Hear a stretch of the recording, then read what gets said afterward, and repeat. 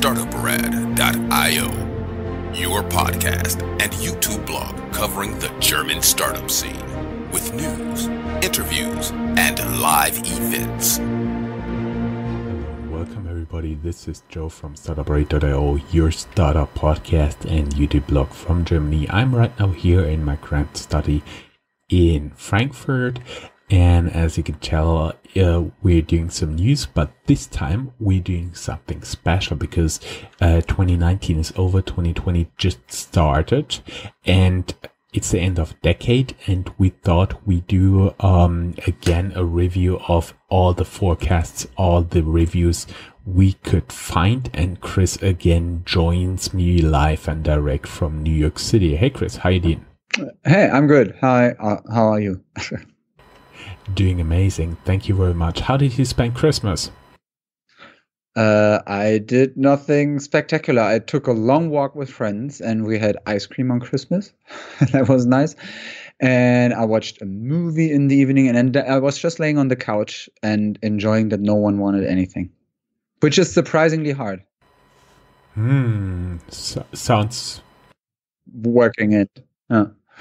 Yeah, sounds pretty interesting. And I do believe you don't have like a real weekend since you're working as freelancer, right? Yeah. And usually there's always something to do. And those are then 10 days of the year when not much happens. It's good to enjoy that. Yeah, I know. And it's the time you can do stuff like very fancy accounting. Ooh. Yeah, well, I still push that. Anyway, let's talk about other stuff and not my accounting skills. It's very sad. Okay, no need for sad stories. I do believe we have enough around here. Okay, you are listening to this month in German startups, a review of 2019 and 2020 Outlook. If you are new to our podcasts, we are wrapping up the startup news of the German-speaking area in a monthly recording from Frankfurt and New York. We have a look at our website, www.startuprad.io or www.startup.radio, and you will find all the links to our recordings and the articles we are quoting from here. Some of the sources are in English, some are in German. You can also find in the show notes the link to the hosts, the email, the Twitter, the LinkedIn, the homepage, and the video interview dating back to 2018, which we did in New York. There is an announcement on our publication schedule. This episode will substitute the news in June. This year's Startuprad.io news wrap-ups will have a summer break from the end of May until end of September. We are sorry, but there's no other way to fit the podcast around Chris and Joe's busy life. About this outlook, nonetheless, we are giving you the review of a decade and the preview of a decade. We mostly stick to top-level stuff, especially since the deeper you dig, the more material you would have to cover. Let me talk about our enabler. This recording was made possible by Hessen Trade and Invest. Learn more about our enabler here at www.invest-in-hessen.com. You'll find a link in the show notes. And together with our enabler, we are running a podcast called Tech Startups Germany, which you can find here in the show notes as audio and yes, as video podcasts as well. Let me do the housekeeping as well. Time to brag. We had more than 165,000 unique listeners to our audio podcasts. Keep in mind, most of the sub podcasts are only live since Q3 2019. We had almost 350,000 views on YouTube and more than 2 million impressions on social media. You can also find here the link to our Instagram posts of the top videos. Thank you very much for sticking with us. It's a pleasure to have you guys. And that was what I'm so looking for. The most sure podcast is 2020 will be the year of Beethoven, which is a safe bet. There will be a lot going on since Beethoven turns 250 this year. There is multiple pieces of very awesome Beethoven music, like the Ode to Joy, and it even made it into pop culture, which I find very hilarious, with 2.5 Men. If you got bugs. Oh, Chris, no, nobody hears you. Hang on. Yeah. So, since you just said the ta-da-da-da, that is Beethoven's Fifth. And a couple of years ago, I read the story that Beethoven's Fifth has a relation to World War II, because in the resistance in Belgium, they got the letter V as a sign, and it became an even bigger sign later on, because V also stands for victory. But also V stands for Freiheit in Flams, and for victoire, victory, in French, the two languages, or the two big languages in Belgium. So the resistance in those countries had the V as a sign for itself, and they also encouraged people to put the V on their houses. And as a secret sign of knocking, they used Beethoven's Fifth, because in Latin, V is also 5. And here comes the kicker. In Morse code, V is short, long. So it's the ta-da-da-da. So anyway. Very good trivia. You're getting much better. You're also doing some detours. Only thing I heard about Symphony Number 5 is that it was so special because it broke the rules, because usually the composers at this time started to build up, and he just started with da-da-da-da. That was unique for the time. Chris, you want to go? Yeah, so you already said it. The decade is over, and I think we shouldn't get into the discussions whether it's actually the end of the decade or not, because it's now the year 0. My understanding is, if you turn 30, for example, someone would tell you you're in your 30s. If now we are in 2020, people say we are living in the 20s, and we wouldn't say that in 2021. So I think we should say it's a new decade, which also gives us an opportunity of looking back. And we were looking for a couple of reviews from the last decade, but also we were coming up with this idea. Do you remember where you spent January 1st or December 31st of 2009, 2010? How did you celebrate? Because I have to say I have no memory whatsoever. Admittedly, I had to consult a very well-known search engine which also provides storage for private photos, and I could just simply look it up, and I did remember, that was that year, just for the simple reason I did a lot of pictures of the fireworks in front of the Frankfurt skyline, which was pretty amazing. Let's get a little bit into the stuff.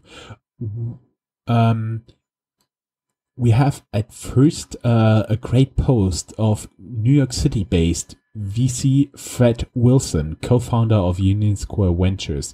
He knows some of their portfolio companies like Zynga, Tumblr, Twitter, Foursquare, Stack Overflow, SoundCloud, Skillshare, Landing Club, Stripe. And Fred writes, what happened in the 2010s, AVC? The emergence of the big four web and mobile monopolies.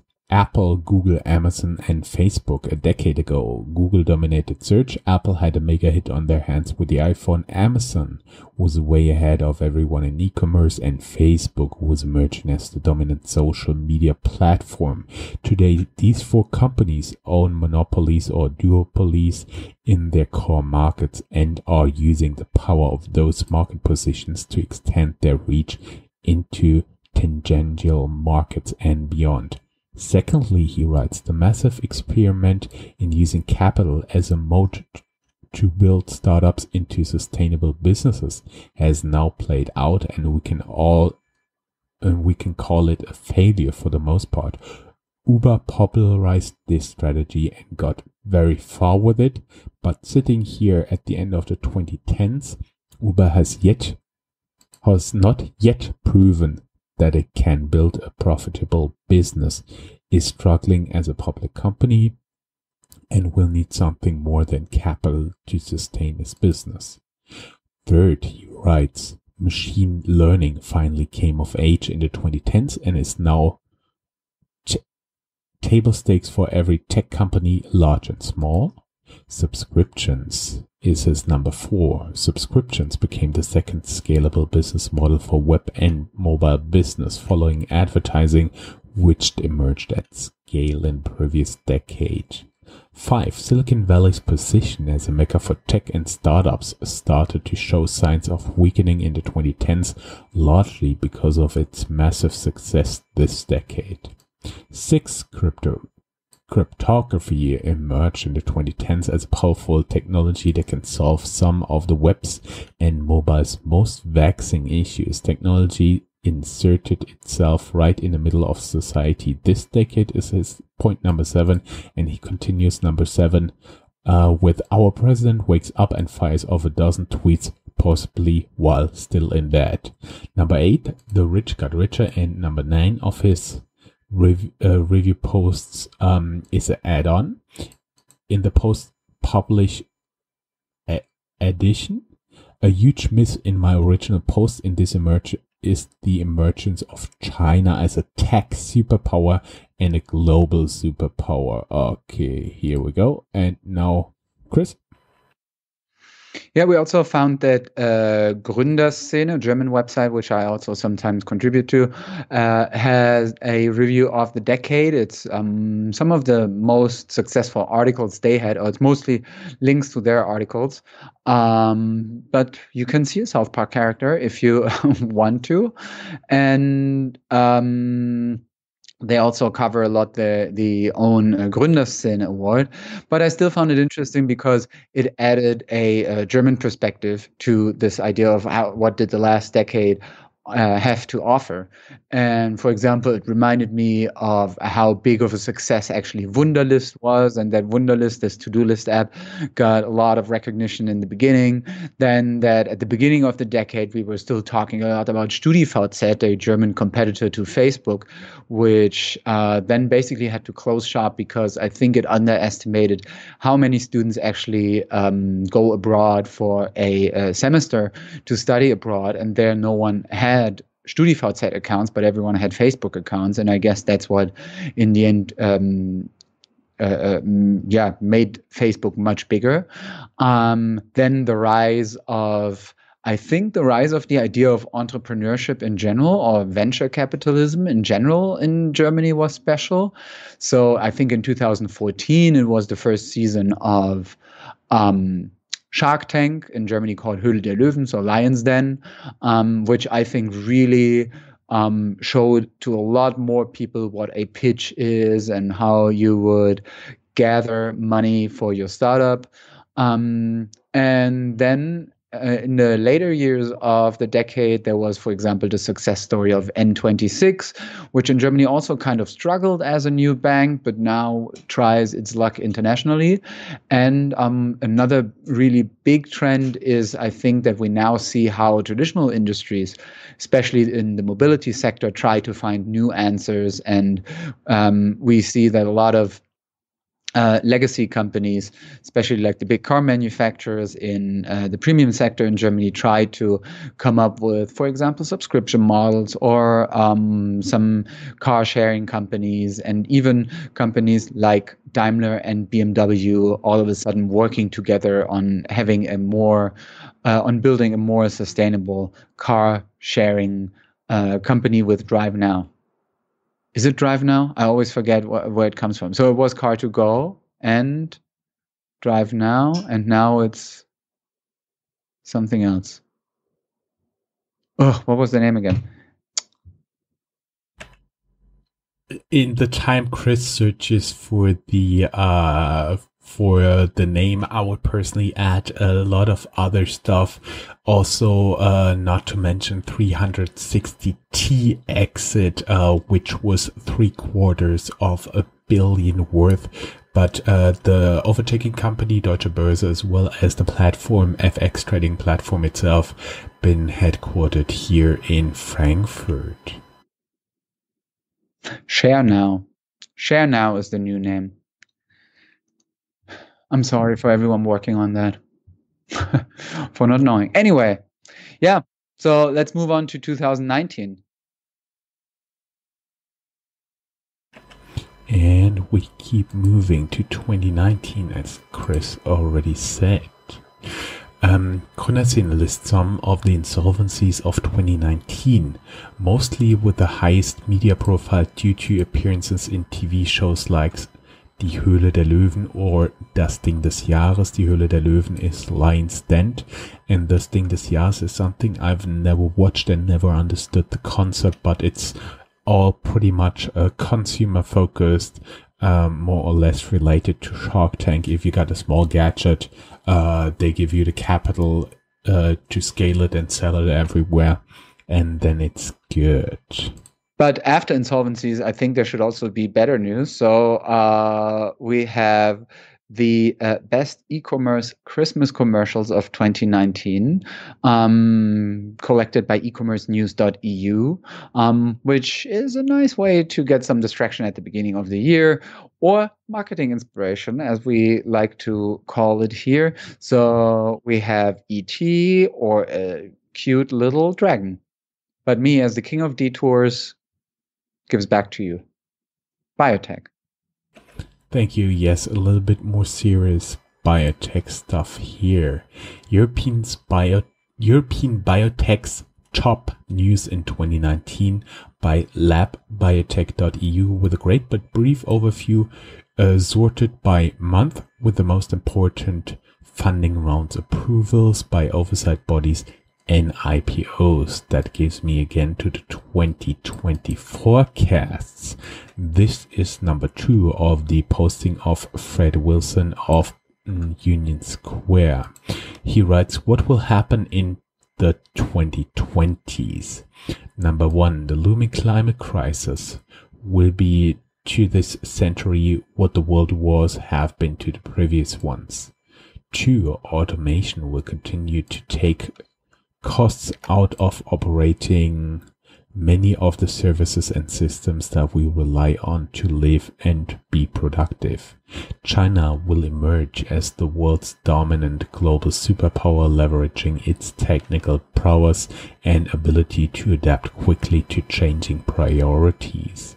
Conversely, the US becomes increasingly internal focused and isolationist in its worldview. Countries will create and promote digital crypto versions of their fiat currencies, led by China, who moves first and benefits the most from this move. A decentralized internet is his 5th thesis. A decentralized internet will emerge, led initially by decentralized infrastructure services like storage, bandwidth, compute, and so on. Number 6, plant-based diets will dominate the world by the end of the decade. 7, the exploration and commercialization of space will be dominated by private companies as governments increasingly step back from these investments. Number 8, mass surveillance by governments and corporations will become normal and expected this decade, and people will increasingly turn to new products and services to protect themselves from surveillance. I like that part. Number 9, we will finally move from the baby boomers dominating the conversations in the US and around the world, and millennials and Gen Z will be running many institutions by the end of this decade. And finally, number 10, continued advancements in genetics will produce massive wins this decade, as cancer and other terminal illnesses will become well understood and treatable. I think that's a very positive outlook, don't you think, Chris? Yeah, it's nice. Well, Yeah, it's nice. I think there's a lot of stuff in there that makes sense. As a vegetarian, I also obviously am ahead of the curve with the plant-based diet. We found another similar article in the British Wired by Greg Williams. He came up with an article about the smart ideas which will define technology in 2020. And he, for example, has this idea profit is the new growth.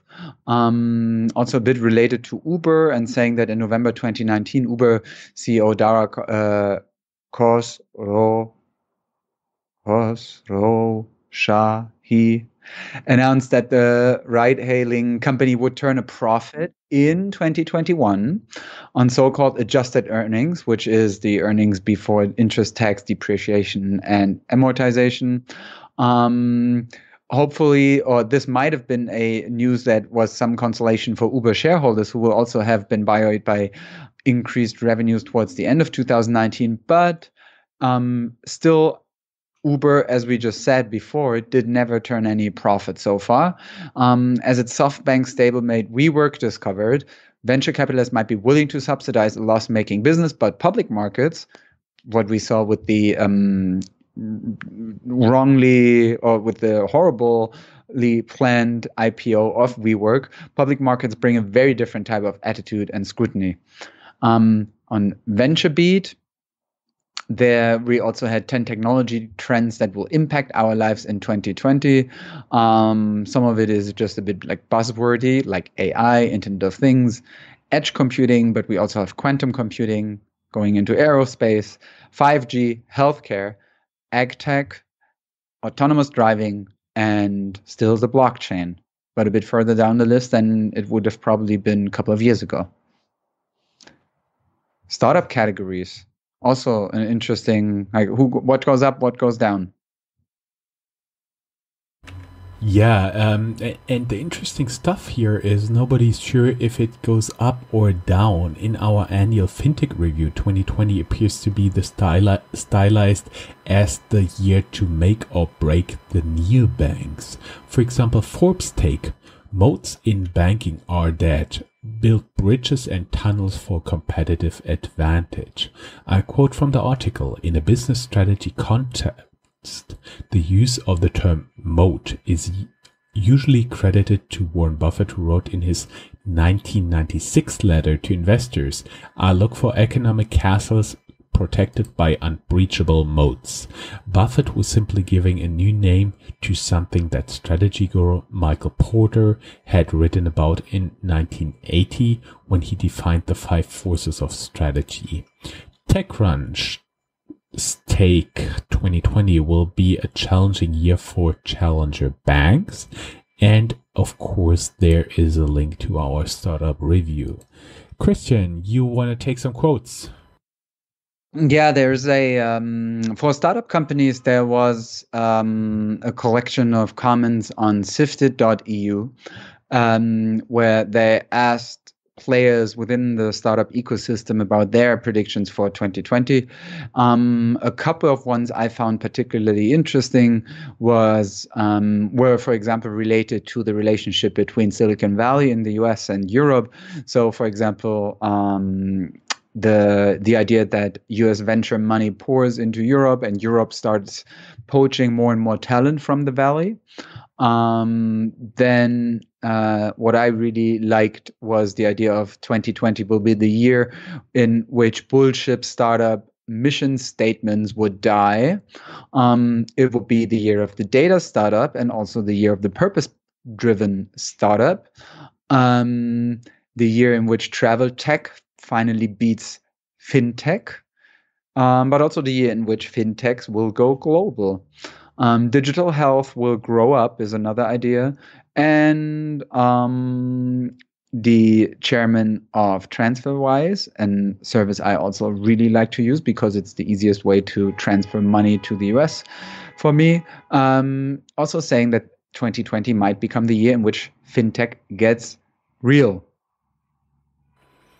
Looking at German startups to follow in 2020, you found something there also on Sifted EU.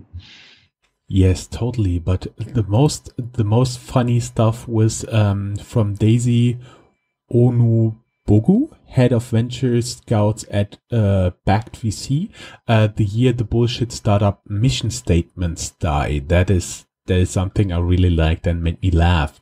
German startups to follow in 2020, also by Sifted.eu, many of which Startup.radio already interviewed in the past. For example, Raisin, Penta, of which we kept track since 2016, Autonova, the world's first English interview of the startup at all, and Proglove, where we did a video interview at the German Accelerator in New York, even on the rooftop, where you can see the World Financial, how's it called? The One World Trade Center, right? Is it One World Trade Center, Chris? One World Trade Center, a building which has a German spire. The antenna on top of it comes from a German engineering company. Pretty cool. That all is well, except for the for the building, is an analysis of Dealroom.co, which we also had Joram, the founder, as an interview guest. Chris, going again to you. Hang on. Coming back to Gründerszene, because they also have a small gallery of startups to watch in 2020, called like the hopefuls of 2020. We have, for example, Personio, WeFox, Zender, and others. It's leaning a bit heavily towards Berlin, but you can still find the link in our show notes on Gründerszene.de, Gallery Hoffnungsträger 2020. And there is investments, investors, and VC data. That's a world exclusive here.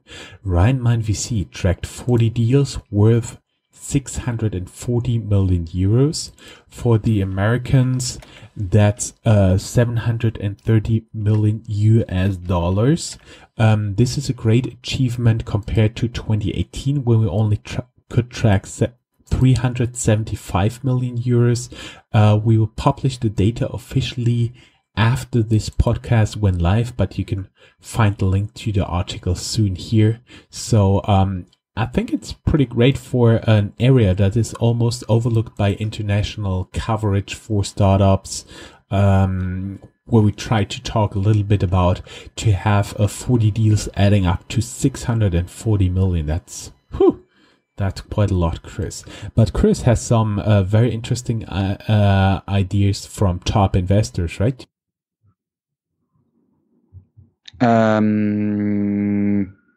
Yes. Oh, there we are. Oh, good Lord. I was thinking, are we still at... Anyway, yes, Europe's top investors reveal what's next for European tech. We are jumping back from the German stuff to the European stuff, to a European perspective. It's an article from Forbes talking about key takeaways from 2019. For example, there they said the slowdown of funding didn't happen yet. Americans are coming. European companies are going global faster. So again, going back to this relationship between the US and Europe, regulations must evolve to enable continued growth. I think that's probably even like a global question. And there it says the most interesting industries to focus on in 2020 are health tech, machine learning, but also cloud gaming. Industries to approach with caution in 2020, on the other hand, shall be virtual reality, VR, voice in the consumer market, men's wellness, developer tools, and hubs to focus on in 2020, Amsterdam in the Netherlands and Eastern Europe. Mm-hmm. Speed Invest, a Vienna-based VC investor, has a 2020 forecast. Actually, it's pretty high level. US and Asian investors continue entering Europe. Ta-da! That's something we heard everywhere. There's a lot of money to be made and spent. Yes. And a fight for late-stage winners, but that's something we've already seen here. And we have 10 promising VCs in Europe which aim to transform the tech ecosystem in 2020, including Rocket Internet, Point Nine Capital, Cherry Ventures, and Project A, which I think kind of wraps up everything we got. But in the spirit of having a new decade ahead of us and powerfully pushing through, we wanted to end on two high notes. A, There are some funny articles which can be found on Deutsche Startups. They also have, for example, named the most delicious exit in 2019 Footspring.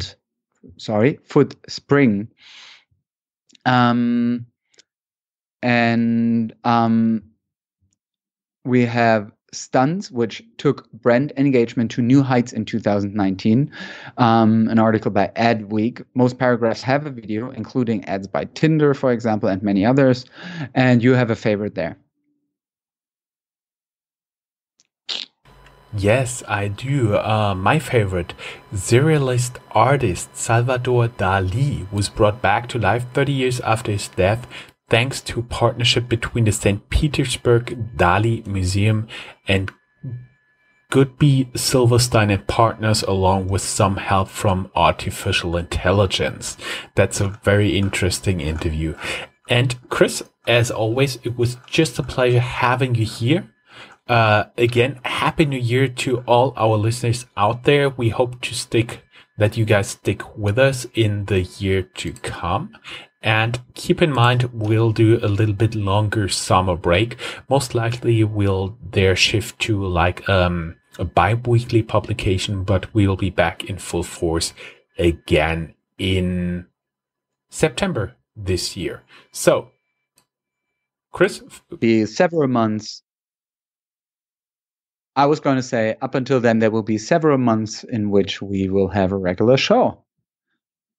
Yes, totally. As long as we can arrange our travel schedules together, right? Yes. But for now, it's goodbye from New York. It was a pleasure. And happy new decade. Goodbye from Frankfurt as well. Happy New Year, Xinyan Hao. That's all. Frohes neues Jahr. Bye-bye. Streams, events, and interviews at www.startuprad.io. Remember, sharing is caring.